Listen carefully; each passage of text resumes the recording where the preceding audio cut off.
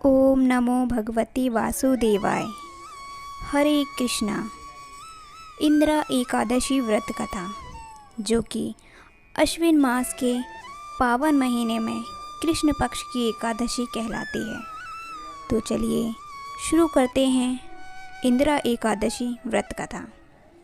एक बार की बात है, धर्मराज युधिष्ठिर कहने लगे कि हे भगवान, अश्विन कृष्ण एकादशी का क्या नाम है और इसकी विधि और फल क्या है, सो कृपा करके मुझे बताइए। भगवान श्री कृष्ण कहने लगे कि इस एकादशी का नाम इंदिरा एकादशी है। यह एकादशी पापों को नष्ट करने वाली तथा पितरों को अधोगति से मुक्ति देने वाली होती है। हे राजन, ध्यानपूर्वक इसकी कथा सुनो और इसके सुनने मात्र से ही वाजपेयी यज्ञ का भी फल मिलता है। प्राचीन काल में सतयुग के समय में महिष्मती नाम की एक नगरी में इंद्रसेन नाम का एक प्रतापी राजा धर्मपूर्वक अपनी प्रजा का पालन करते हुए शासन करता था। वह राजा पुत्र, पौत्र और धन आदि से संपन्न और विष्णु जी का परम भक्त था। एक दिन जब राजा सुखपूर्वक अपनी सभा में बैठा था, तो आकाश मार्ग से महर्षि नारद उतरकर उनकी सभा में आए। राजा उन्हें देखकर हाथ जोड़कर खड़ा हो गया और विधि पूर्वक आसन व अर्घ्य दिया।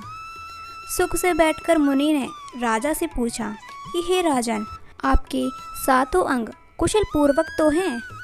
तुम्हारी बुद्धि धर्म में और तुम्हारा मन विष्णु भक्ति में तो रहता है। देवर्षि नारद की ऐसी बातें सुनकर राजा ने कहा, हे महर्षि, आपकी कृपा से मेरे राज्य में सब कुशल है तथा मेरे यहाँ यज्ञ कर्मादि सकृत हो रहे हैं। आप कृपा करके अपने आगमन का कारण कहिए। तब ऋषि कहने लगे कि हे राजन, आप आश्चर्य देने वाले मेरे वचनों को सुनो। मैं एक समय ब्रह्मलोक से यमलोक को गया। वहाँ श्रद्धापूर्वक यमराज से पूजित होकर मैंने धर्मशील और सत्यवान धर्मराज की प्रशंसा की। उसी यमराज की सभा में महान ज्ञानी और धर्मात्मा तुम्हारे पिता को एकादशी का व्रत भंग होने के कारण देखा।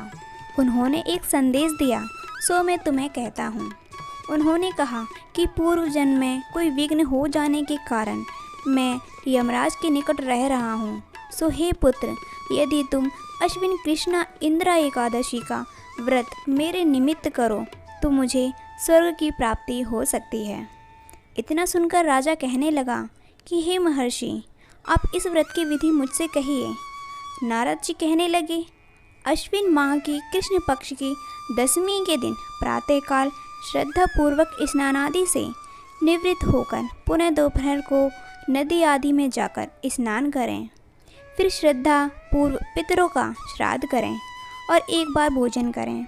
प्रातःकाल होने पर एकादशी के दिन दातुन आदि करके स्नान करें। फिर व्रत के नियमों को भक्तिपूर्वक ग्रहण करता हुआ प्रतिज्ञा करें कि मैं आज संपूर्ण भोगों का त्याग कर निराहार एकादशी का व्रत करूँगा। हे अच्युत, हे पुंडरीकाक्ष, मैं आपकी शरण हूँ, आप मेरी रक्षा कीजिए। इस प्रकार नियम पूर्वक शालिग्राम की मूर्ति के आगे विधि पूर्वक श्राद्ध करके योग्य ब्राह्मणों को फलाहार का भोजन कराएं और दक्षिणा दें। पितरों के श्राद्ध से जो बच जाए उसको सूंघ कर गौ को दे दें और धूप, दीप, गंध, पुष्प, नैवेद्य आदि सब सामग्री से ऋषिकेश भगवान का पूजन करें। रात में भगवान के निकट जागरण करें। इसके पश्चात द्वादशी के दिन प्रातःकाल होने पर भगवान का पूजन करके ब्राह्मणों को भोजन कराएं। भाई बंधुओं, स्त्री और पुरुष सहित आप भी मौन होकर भोजन करें। नारद जी कहने लगे कि हे राजन, इस विधि से यदि तुम आलस्य रहित होकर इस एकादशी का व्रत करोगे तो तुम्हारे पिता अवश्य ही स्वर्गलोक को जाएंगे। इतना कहकर नारद जी अंतर्ध्यान हो गए। नारद जी के कथनानुसार राजा द्वारा अपने बांधवों तथा दासों सहित व्रत करने से आकाश से पुष्प वर्षा हुई और उस राजा का पिता गुरूड़ पर चढ़कर विष्णु लोक को गया।